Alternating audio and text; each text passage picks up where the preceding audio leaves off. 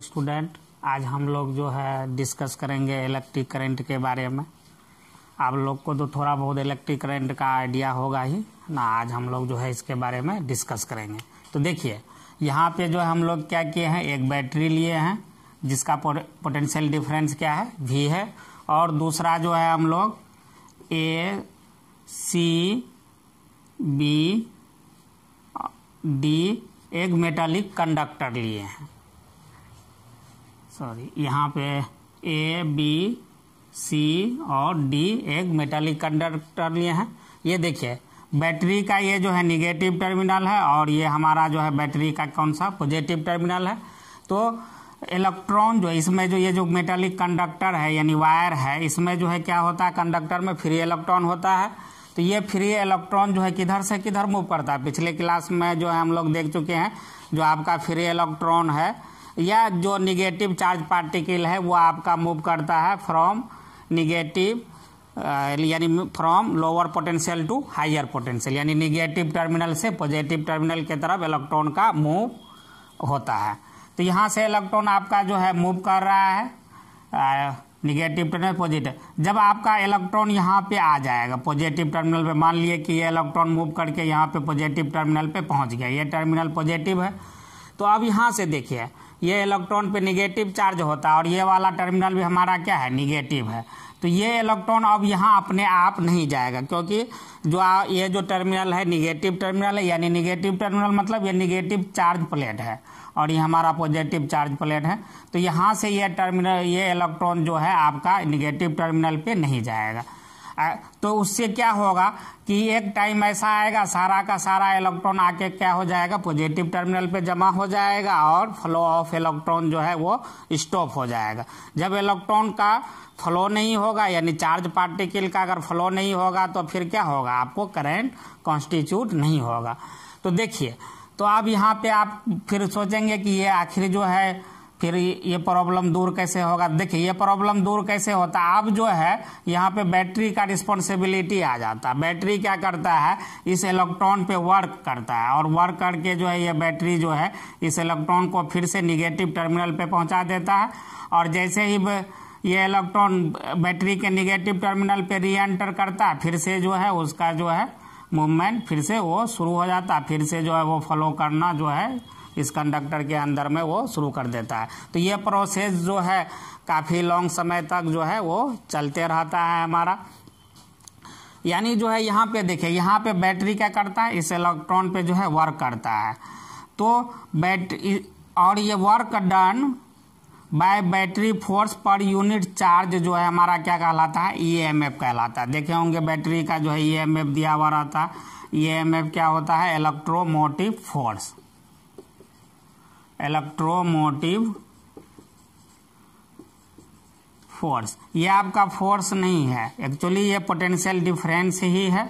Battery के अंदर में जो पोटेंशियल स्टोर है वही चीज़ है। Potential energy per unit charge जो स्टोर है उसी को हम लोग बोलते हैं EMF, इलेक्ट्रोमोटिव फोर्स। ये आपका होता है क्या है, work done by battery force per unit charge. WB यहाँ पे क्या है आपका, work done by battery force.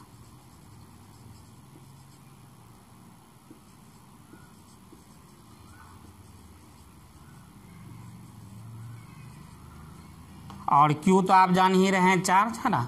तो ये हमेशा जैसे ही इलेक्ट्रॉन यहाँ पहुँचता है तो ये बैटरी क्या करता है कि इस पे वर्क करता है और वर्क करके जो है इस चार्ज को जो है खींच के यहाँ ला के पहुँचा देता है निगेटिव, और इस तरह से जो है आपका कंटिन्यूअस जो है चार्ज का फ्लो होते रहता है और इस तरह से हमको जो है हमेशा करंट कॉन्स्टिट्यूट मिलता है। अब ये जो है वर्क कर रहा है तो बैटरी उसको जो है एनर्जी चाहिए, तो ये एनर्जी बैटरी को जो है केमिकल रिएक्शन से मिलता है। बैटरी के अंदर जो है बहुत सारा केमिकल रिएक्शन होता है, उसमें केमिकल एनर्जी स्टोर होता है और वही एनर्जी जो है यूज करके जो है इस चार्ज को जो है पॉजिटिव टर्मिनल से नेगेटिव टर्मिनल पे पहुंचा पाता है।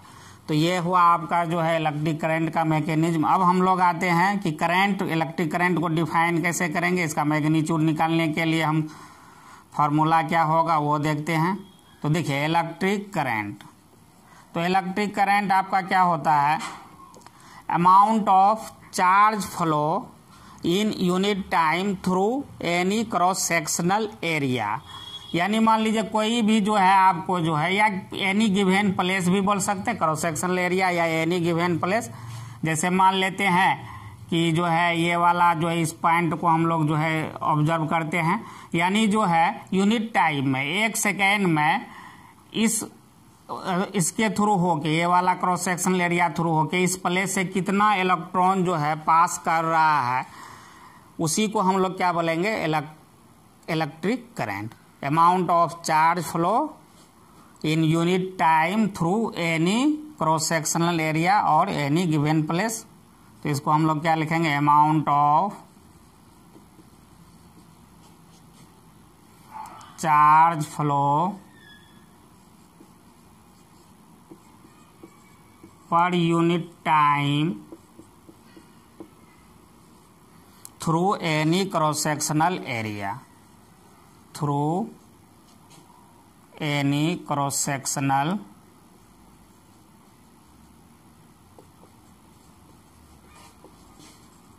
एरिया, या कह सकते और any given place, through any given place, यानी किसी भी प्लेस से, किसी जगह से यूनिट सेकेंड में, 1 सेकेंड में जितना चार्ज का फ्लो होगा वो आपका क्या कहलाएगा, इलेक्ट्रिक करंट। और इसको डिनोट करते हैं हम लोग आई से, तो यहाँ आई इक्वल टू आपका क्या हो जाएगा, Q बाय टी।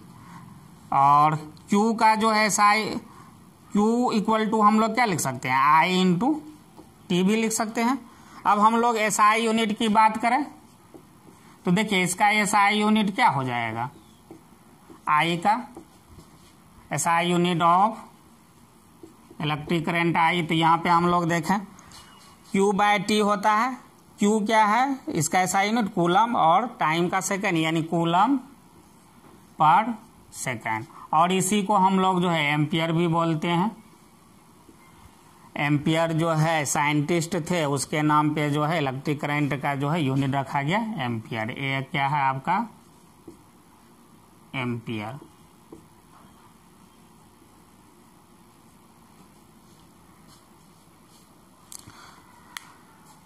अब हम लोग और ये जो है आपका इलेक्ट्रिक करंट जो है ये आपका स्केलर क्वांटिटी है, it is a scalar quantity.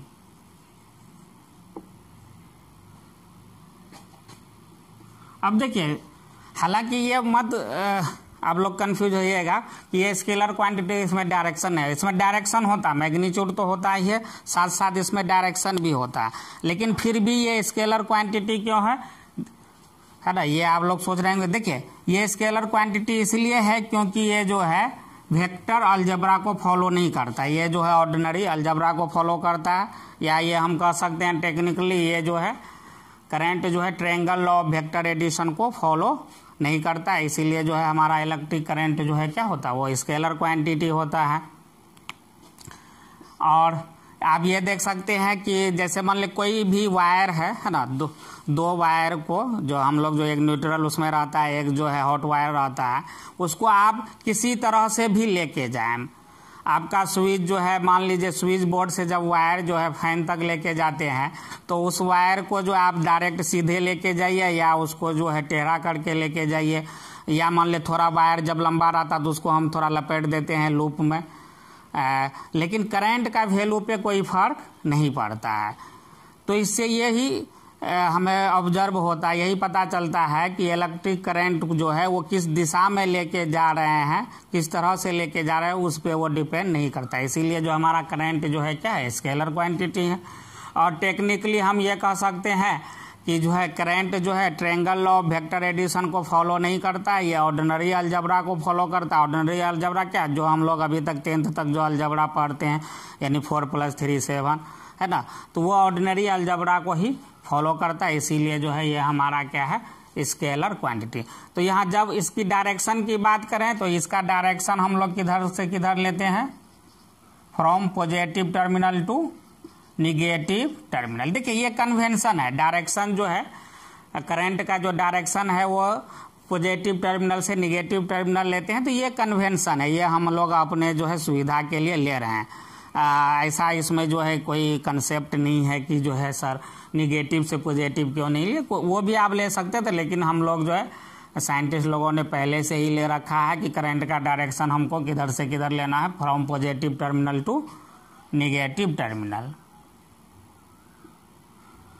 या ये कह सकते हैं पॉजिटिव चार्ज का फ्लो का जो डायरेक्शन होगा वही क्या होगा, करंट का डायरेक्शन होगा, from positive terminal to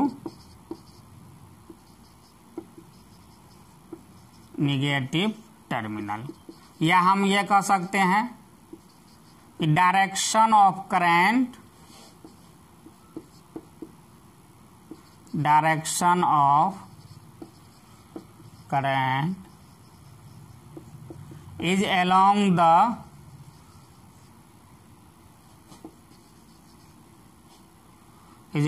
the direction of flow of positive charge, is along the direction of flow of positive charge। अब हम लोग नेक्स्ट टॉपिक पे आते हैं, ओम्स लॉ।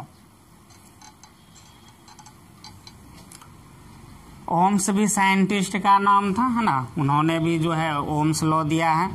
तो देखिए ओम्स साहब का क्या कहना था, कोई भी मेटेलिक कंडक्टर है उसमें जो है करंट जो पास होगा वो डिपेंड करेगा अप्लाइड पोटेंशियल डिफरेंस पे।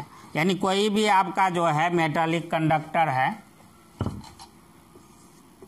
ओम्स लॉ, कोई भी मेटालिक कंडक्टर है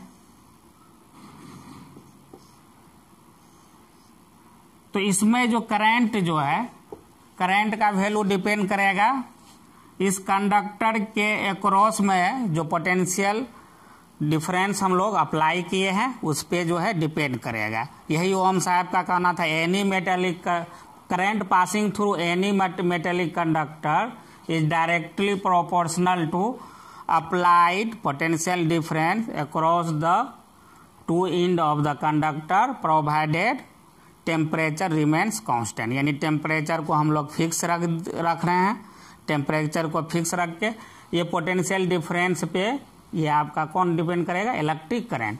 पोटेंशियल डिफरेंस को बढ़ाएंगे, वोल्टेज को बढ़ाएंगे तो हमारा इलेक्ट्रिक करंट भी क्या होगा, बढ़ेगा। तो स्टेटमेंट इसका क्या हो गया, current passing through any conductor, current passing through any conductor is directly proportional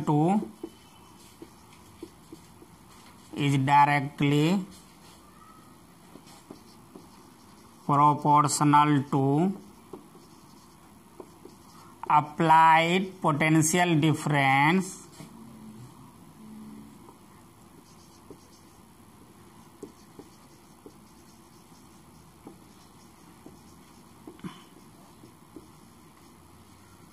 applied potential difference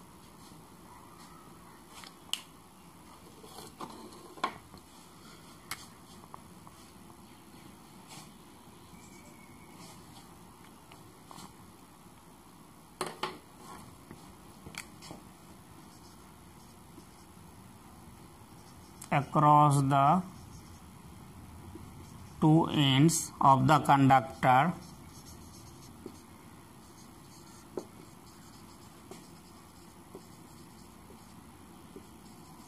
provided temperature remains constant, provided temperature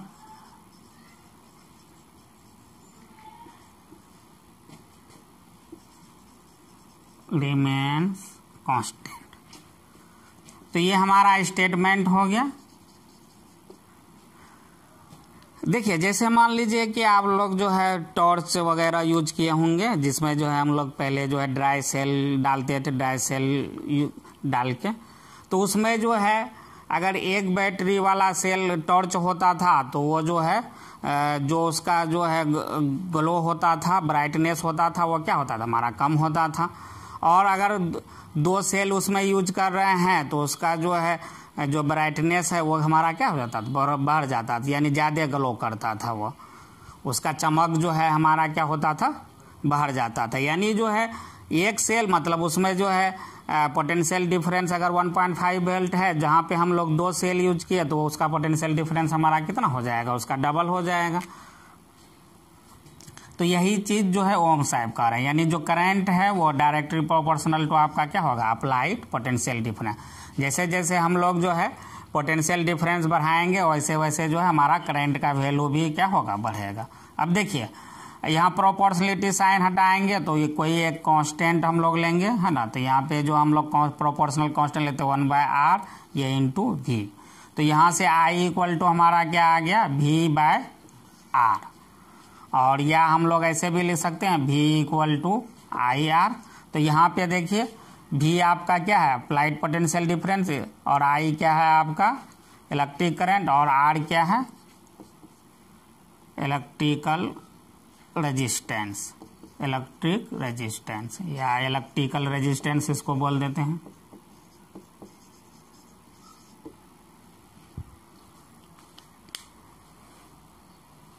अच्छा, इलेक्ट्रिकल रेजिस्टेंस को डिस्कस करने से पहले हम लोग जो है थोड़ा इसके बारे में डिस्कस कर लेते हैं, करंट कैरियर्स के बारे में। तो देखिए करंट कैरियर्स आपका, जैसे मान लीजिए कि ये करंट कैरियर,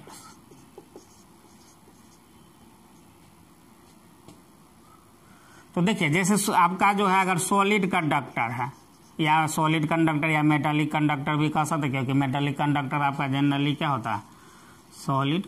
तो मेटालिक कंडक्टर में जो आपका करंट कैरियर होगा वो आपका क्या होगा, फ्री इलेक्ट्रॉन्स, फ्री कंडक्टर।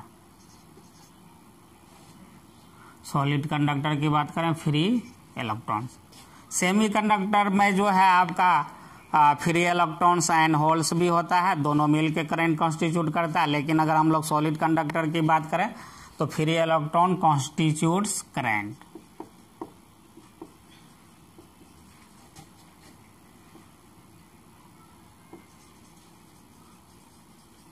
उसी तरह से इन लिक्विड, लिक्विड में बात करें तो यहाँ पे जो करंट जो कॉन्स्टिट्यूट करता है इन लिक्विड या आयनिक सॉल्यूशन भी बोल दें हम लोग,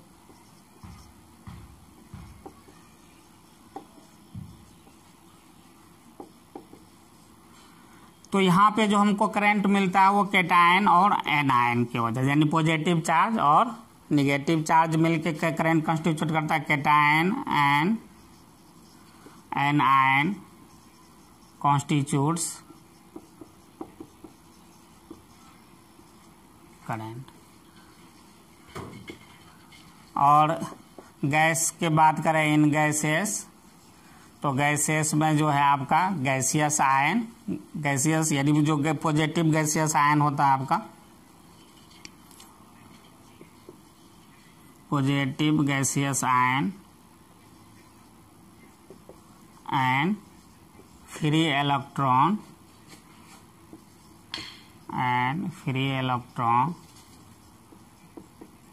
constitutes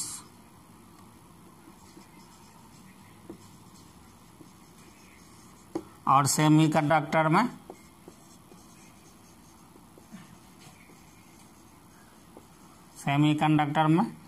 free electron and holes. तो सेमीकंडक्टर अभी हम लोग पढ़ते नहीं है ना, से free electrons and holes constitute currents.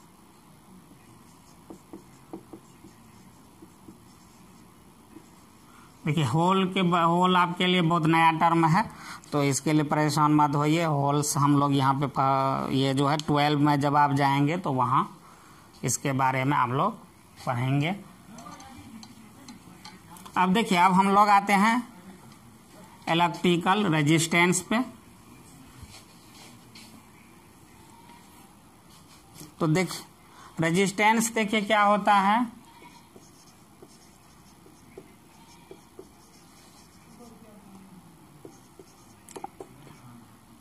It opposes the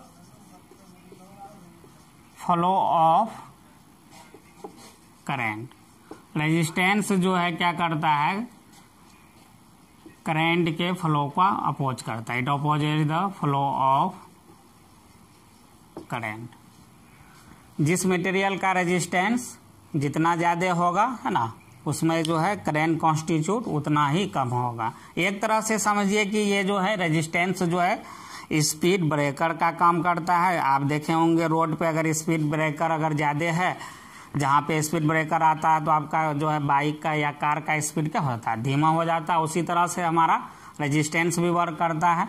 ये अगर रेजिस्टेंस ज़्यादा है ना, तो आपका करंट का जो फ्लो है वो क्या हो जाएगा, वो कम हो जाएगा। और SI यूनिट ऑफ रेजिस्टेंस होता है, SI यूनिट ऑफ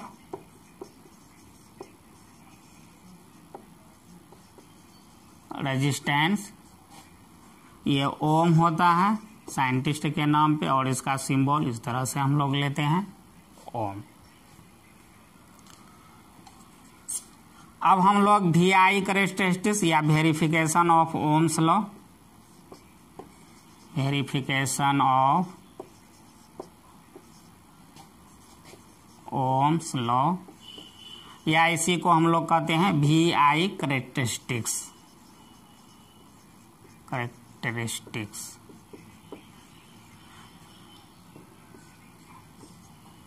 तो देखिए VI कैरेक्टरिस्टिक्स यानी जो है हम लोग इधर जो है पोटेंशियल अप्लाई कर रहे हैं और इधर करंट देख रहे हैं।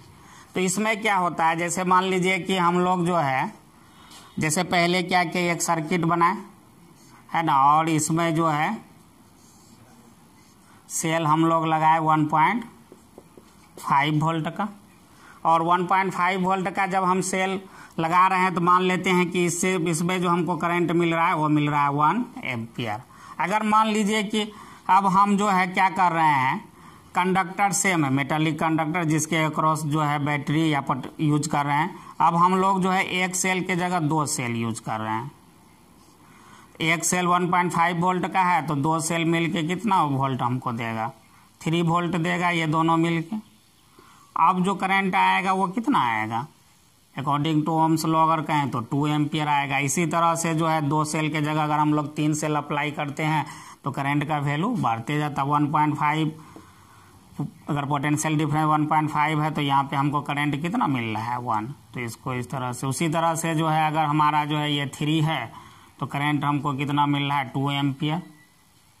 अगर हम मान लें कि 4.5 यानी 3 सेल यूज करें तो करंट हमको कितना मिलेगा 3 एम्पियर। आई जो है वो एम्पियर में है और ये वोल्ट पोटेंशियल जो हमारा किस में है, वोल्ट में। तो और सारे पॉइंट को मिलाएंगे तो हमको एक स्ट्रेट लाइन मिलेगा। इसी को हम लोग बोलते हैं VI कैरेक्टरिस्टिक्स, यानी पोटेंशियल का वैल्यू जिस हिसाब से बढ़ाएंगे करंट भी हमारा उसी हिसाब से बढ़ेगा। अब हम लोग आते हैं, इसी पे बेस्ड है लीनियर कंडक्टर, लीनियर कंडक्टर, या इसी को हम लोग ओमिक कंडक्टर भी बोलते हैं। तो देखिए लीनियर कंडक्टर या ओमिक कंडक्टर हम लोग किसको कहते हैं, वैसे कंडक्टर को लीनियर या ओमिक कंडक्टर कहते हैं जो ओम्स लॉ को फॉलो करता है। सारे कंडक्टर है ना ओम्स लॉ को जो है फॉलो नहीं करता है। जैसे सेमीकंडक्टर मटेरियल है या आयोनाइज्ड गैस है, वो ओम्स लॉ को फॉलो नहीं करता। जो हमारा मेटालिक कंडक्टर है या सॉलिड कंडक्टर है, वही जो है सॉलिड कंडक्टर में जो मेटालिक कंडक्टर है वही जो है ओम्स लॉ को फॉलो करता है। सारे मटेरियल जो है ओम्स लॉ को फॉलो नहीं करता है। तो those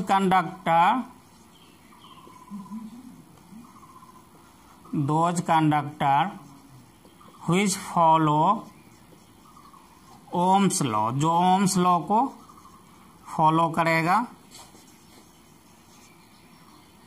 which follow Ohm's law called ohmic conductor, ohmic conductor, या इसको बोल देते हैं लीनियर कंडक्टर। जो ओम्स लॉ को फॉलो करेगा उसे ओमिक कंडक्टर या लीनियर कंडक्टर, जो ओम्स लॉ को फॉलो नहीं करेगा उसको हम लोग क्या बोल देंगे, नॉन ओमिक कंडक्टर या नॉन लीनियर कंडक्टर। जैसे हम लोग जो है अगर सेमी कंडक्टर के केस में, सेमी कंडक्टर है जैसे डायोड वगैरह जो है आपका सेमी कंडक्टर मटेरियल से बना होता, डायोड ट्रांजिस्टर, उसमें अगर हम लोग जो है VI कैरेक्टरिस्टिक्स या IV कैरेक्टरिस्टिक्स निकालते हैं तो वो हमारा लीनियर नहीं आता, कुछ इस तरह से आता। ये जो है किसके लिए है, IV कैरेक्टरिस्टिक्स ऑफ डायोड,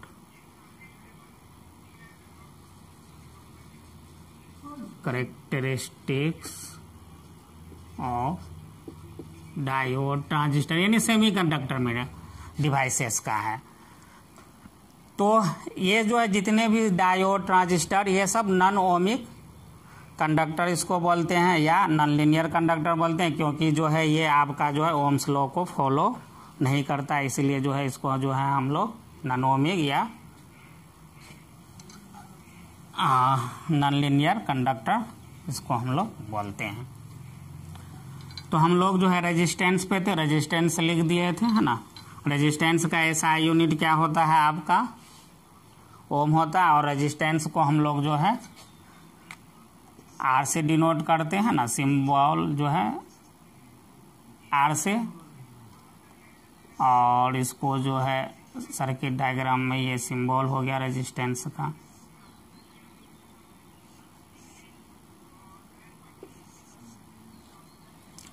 अब हम लोग देखते हैं कि रेजिस्टेंस जो है वो किन किन फैक्टर पे डिपेंड कर रहा है, on what factor resistance depends on. अब हेडिंग हम लोग दें, ऑन व्हाट फैक्टर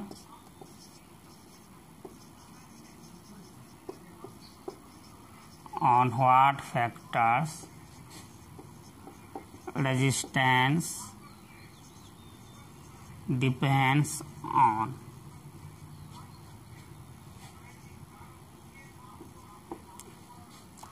यानी जो है रेजिस्टेंस जो है हमारा किस किस फैक्टर पे डिपेंड करता है। तो पहले देखिए, पहला जो है रेजिस्टेंस जो डिपेंड करता है वो लेंथ ऑफ द कंडक्टर। जैसे मान लीजिए सेम जो है कॉपर का जो है वायर लीजिए, मान लीजिए पहले हम लोग 1 मीटर जो है कॉपर वायर लिए और उसको जो है एक जो है V वोल्ट से कनेक्ट कर दिए।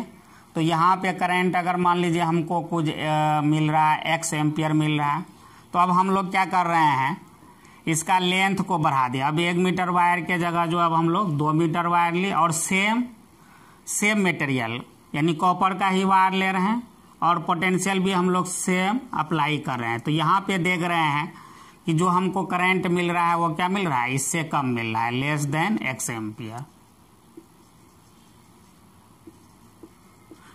यानी अगर मान लीजिए इसमें जो है 2 एम्पियर करंट मिल रहा है, तो इसमें जो है अगर हम डबल कर दिए तो इसमें जो है करंट हमारा क्या मिल रहा है, 1 एम्पियर मिल रहा है, यानी जस्ट हाफ हो रहा है। तो इससे हमको क्या लगता है, करंट कम हो रहा है, तो इसका मतलब क्या होगा, रेजिस्टेंस बढ़ रहा होगा, क्योंकि जो है रेजिस्टेंस ही एक ऐसा जो है मटेरियल का जो है प्रॉपर्टी है जो आपको जो है क्या करता है, करंट के फ्लो का अपोज करता है।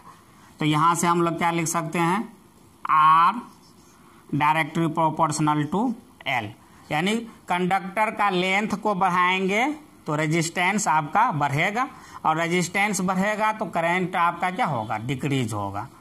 रेजिस्टेंस बढ़ेगा, जैसे यहाँ पे 1 मीटर जो है हम लोग कॉपर मटेरियल लिए, वायर लिए थे कॉपर मेटल का, और यहाँ पे जो है हम लोग जो है 2 मीटर वायर लिए हैं सेम मटेरियल का कॉपर का। तो यहाँ पे करंट हमको जितना मिल रहा है उसका जस्ट हाफ करंट यहाँ पे मिल रहा है, जबकि पोटेंशियल दोनों जगह हम लोग क्या किए हैं, सेम अप्लाई किए हैं। तो यहाँ से हम लोग क्या ऑब्जर्व करते हैं, resistance of the conductor is directly proportional to length of the conductor. दूसरा हम लोग देखते हैं, अब क्या किए कि कॉपर का जो है जो हम लोग मटेरियल है कॉपर ले रहे हैं वो सेम है, पोटेंशियल भी सेम अप्लाई कर रहे हैं, लेकिन पहले जो है जो वायर ले रहे थे वो थिन वायर था, अब जो हम लोग थोड़ा थिक वायर ले रहे हैं, मोटा ले रहे हैं, है ना, जैसे ये हमारा मोटा वायर है ना, इसके कंपेरिजन में बहुत मोटा है, और इसमें जो उतना ही पोटेंशियल अप्लाई किया 1 मीटर का ही है, जितना 1 मीटर का ये भी था, और पोटेंशियल इसमें भी ही अप्लाई किया। तो इसमें हम लोग पाते हैं कि जो है यहाँ पे जब थिकनेस बढ़ गया तो इसमें जो है देख रहे हैं कि करंट का वैल्यू भी हमको ज़्यादा मिल रहा है। यानी जो है करंट ज़्यादा मिलने का मतलब क्या है, रेजिस्टेंस घट गया होगा। एरिया ऑफ द कंडक्टर पे भी ये डिपेंड करता है। यानी जो है आपका आर इन्वर्सली प्रोपोर्शनल टू क्या हो गया, ए। यानी क्रॉस इसका जो है एरिया जो है अगर आप बढ़ाएंगे क्रॉस सेक्शन एरिया तो रेजिस्टेंस आपका क्या होगा, घटेगा। रेजिस्टेंस घटेगा तो इलेक्ट्रिक करंट का वैल्यू जो आपको ज़्यादा मिलेगा। ये आप लोग जो घर में भी देख सकते हैं, जो आपका जो है हेवी पावर डिवाइसेस होता है, जैसे जो है मोटर वगैरह या फ्रिज, उसका वायर थोड़ा मोटा होता है जी। और जो अगर मान लीजिए सिंपल बल्ब वगैरह के लिए जो है आप पतला वायर भी यूज कर सकते हैं, लेकिन अगर मोटर के लिए पतला वायर यूज करेंगे तो वो शॉर्ट सर्किट हो जाएगा। तीसरा जो है ये आपका डिपेंड करता है मटेरियल पे। अगर मान लीजिए कि एक मटेरियल हम कॉपर लिए और दूसरा जो है हम लोग दूसरा मेटल ले लें, सिल्वर ले लें या कोई और मेटल ले लें, तब देखते हैं कि दोनों में अलग अलग करंट हमको मिलता है। यानी जो है ये आपका मटेरियल पे भी, नेचर ऑफ मटेरियल पे भी डिपेंड करता है, नेचर ऑफ मटेरियल। और फाइनली एंड लास्ट वन जो है, जो आपका रेजिस्टेंस है, वो आपका टेम्परेचर पे भी डिपेंड करता है। It depends on temperature. Temperature पे कैसे डिपेंड करता है, देखिए टेम्परेचर बढ़ाएंगे तो हमारा रेजिस्टेंस भी क्या होता है, बढ़ता है। टेम्परेचर बढ़ाएंगे तो रेजिस्टेंस भी हमारा क्या होगा, बढ़ेगा। तो रेजिस्टेंस हमारा 4 फैक्टर पे हो गया, एक टेम्परेचर पे, एक नेचर ऑफ मटेरियल पे। ये दोनों मटेरियल का प्रॉपर्टी है। ये जो है लेंथ ऑफ द कंडक्टर और एरिया ऑफ द कंडक्टर, ये हमारा ज्योमेट्रिकल प्रॉपर्टी है।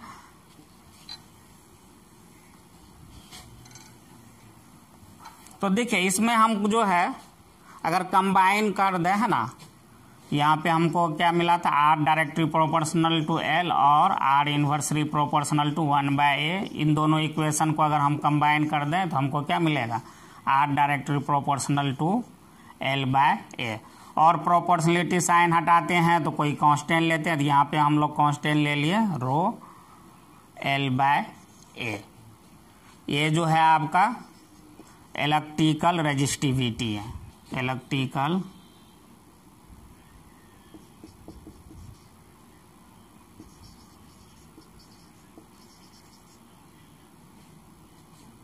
इलेक्ट्रिकल रेजिस्टिविटी, इसको हम लोग रेजिस्टिविटी बोलते हैं। और इसको हम लोग पढ़ते हैं रो, ये रीड एज रो, RHO, है ना। और ये अगर इसका SI यूनिट की बात करें तो रो इक्वल टू जो हमारा हो जाएगा R × A अपॉन L। और R ये रेजिस्टेंस का SI यूनिट ओम, और इसका जो है मीटर स्क्वायर, और लेंथ का मीटर, तो ये कैंसिल।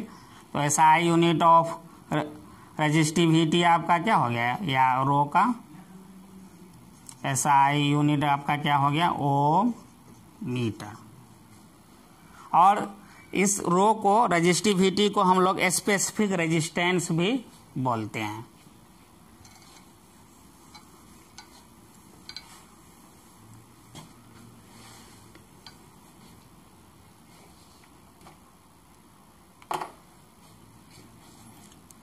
रो को हम लोग स्पेसिफिक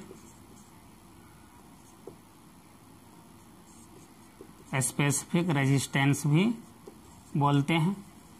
अच्छा, ये किन किन फैक्टर पे डिपेंड करता है?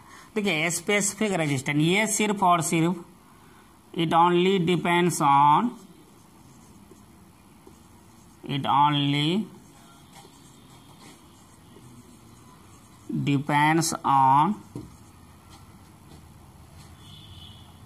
temperature and nature of material. Temperature and nature of material, सिर्फ नेचर ऑफ किस तरह का मटेरियल है, कौन सा मटेरियल है, उस पे नेचर ऑफ मटेरियल उस पे और टेम्परेचर पे डिपेंड करता है। अगर मान लीजिए टेम्परेचर कांस्टेंट है तो जो है जितने भी कंडक्टर हैं उसका रेजिस्टिविटी आपका क्या होगा, कम होगा, और जो आपका इंसुलेटर है उसका रेजिस्टिविटी आपका क्या होगा, ज़्यादा होगा। और जहाँ तक एलॉय और सेमीकंडक्टर का बात है तो इन दोनों का रेजिस्टिविटी आपका क्या होगा, कंडक्टर और इंसुलेटर के बीच में होगा। इसका जो है चार्ट जो है आपका रेजिस्टिविटी का दिया हुआ है बुक में, तो वहाँ से आप लोग जो है देख लीजिएगा। और कभी कभी देखिए क्वेश्चन में जो है रेजिस्टेंस की जगह स्पेसिफिक रेजिस्टेंस देता है। अगर रेजिस्टेंस कहे, रेजिस्टेंस कौन कौन से फैक्टर पे डिपेंड करता है, तो आप कहेंगे length of conductor, area of the conductor, temperature and nature of material. लेकिन जहाँ पे अगर बात आएगी स्पेसिफिक रेजिस्टेंस तो ये दो ही चीज़ पे डिपेंड करता है, टेम्परेचर और नेचर ऑफ मटेरियल। यानी ये मटेरियल का प्रॉपर्टी है पे ही सिर्फ ये जो है रो जो है आपका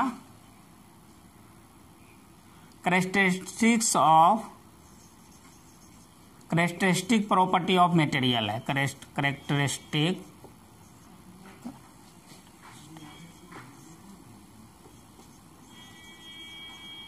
प्रॉपर्टी ऑफ मटेरियल। और रेजिस्टिविटी का वैल्यू जो है आपका क्वेश्चन में दिया हुआ रहता है ना, तो वहाँ से हम लोग यूज कर लेते हैं। हम लोग अलग अलग मटेरियल का रेजिस्टिविटी का वैल्यू याद करने नहीं जाते। अब ये चीज़ है कि अब रेजिस्टेंस और टेम्परेचर, रेजिस्टिविटी और टेम्परेचर में क्या रिलेशन है, तो देखिए टेम्परेचर अगर बढ़ाएंगे हम लोग तो रेजिस्टिविटी क्या होगा, इंक्रीज करेगा। जबकि सेमीकंडक्टर में जो है जस्ट उल्टा होता है, सेमीकंडक्टर में टेम्परेचर बढ़ाते हैं तो रेजिस्टिविटी घटता है। रेजिस्टिविटी घटने का मतलब है कंडक्टिविटी का बढ़ना। वहाँ पे जो है रेजिस्टिविटी हमारा क्या होता है, घटता है, और कंडक्टिविटी क्या होता है, बढ़ता है। तो ऐसा क्यों होता है, तो ये क्वेश्चन आप लोग पे छोड़ देते हैं। आप लोग कमेंट बॉक्स में इसको बताइएगा कि जो है कंडक्टर के केस में टेम्परेचर बढ़ाने पे रेजिस्टिविटी बढ़ता है, और सेमीकंडक्टर के केस में टेम्परेचर बढ़ाने पे जो है रेजिस्टिविटी क्यों घटता है ना। यहाँ तो ये आप लोग, या सिंपली खाली आप इतना जो है कमेंट बॉक्स में आप बता सकते हैं कि जो है टेम्परेचर बढ़ाने पे जो है रेजिस्टिविटी क्यों बढ़ता है।